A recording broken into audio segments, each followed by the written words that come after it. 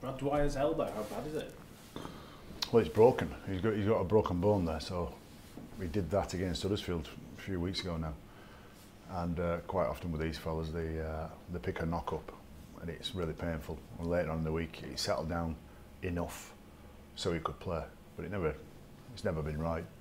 And then we just got it scanned, building up to Wigan, and he's got a broken bone in there. It's going to take anywhere between 4 and 6 weeks to heal.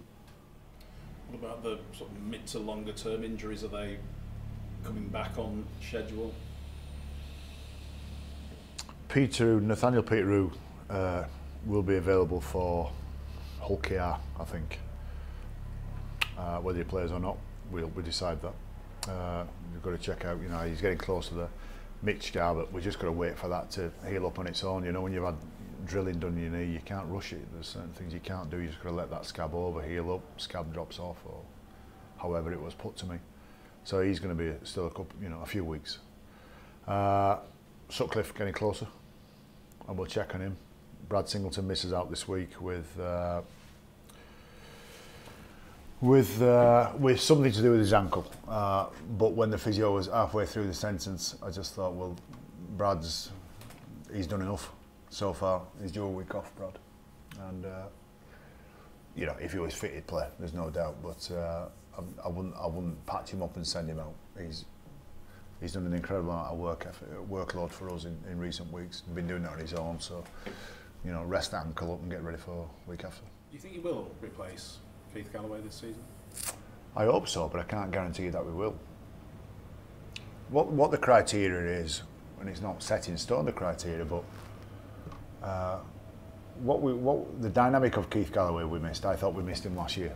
It made it really difficult to play they wanted to play, and any team will tell you the same, that you've got to have some diesel burner in your team that just relentlessly makes you 6, 7, 8 metres. That just gives everybody else a breather, that maybe they're either organising a play or somebody's anticipating a quick play of the ball from that carry. Every team's got one, maybe every team's got 2 or 3.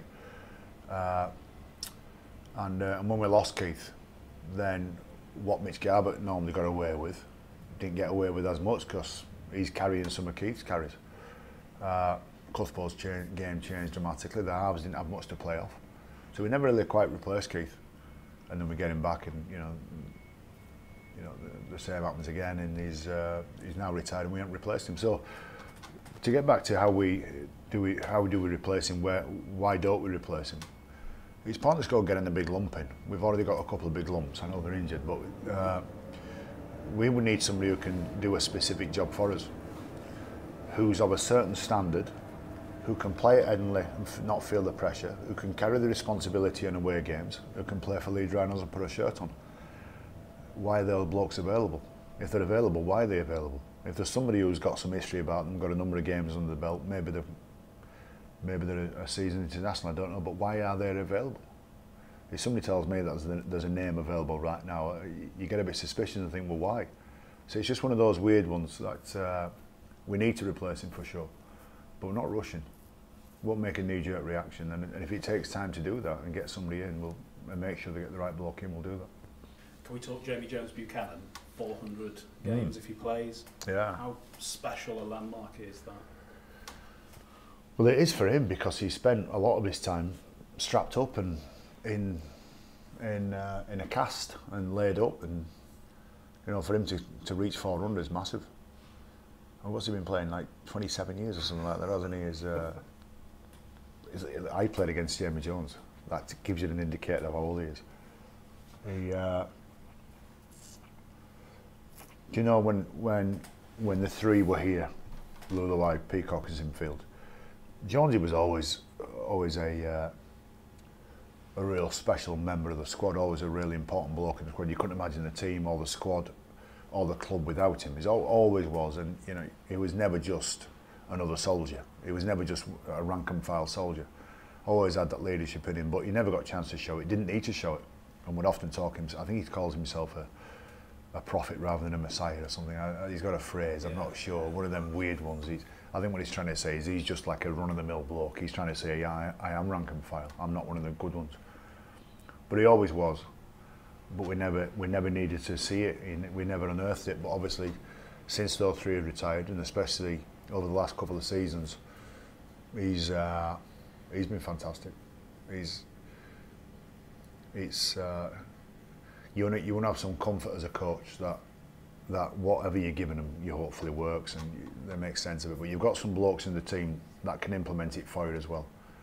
And I used to have JP. JP was like having a coach on the field in training. He just listening to some of the things he would make other people do.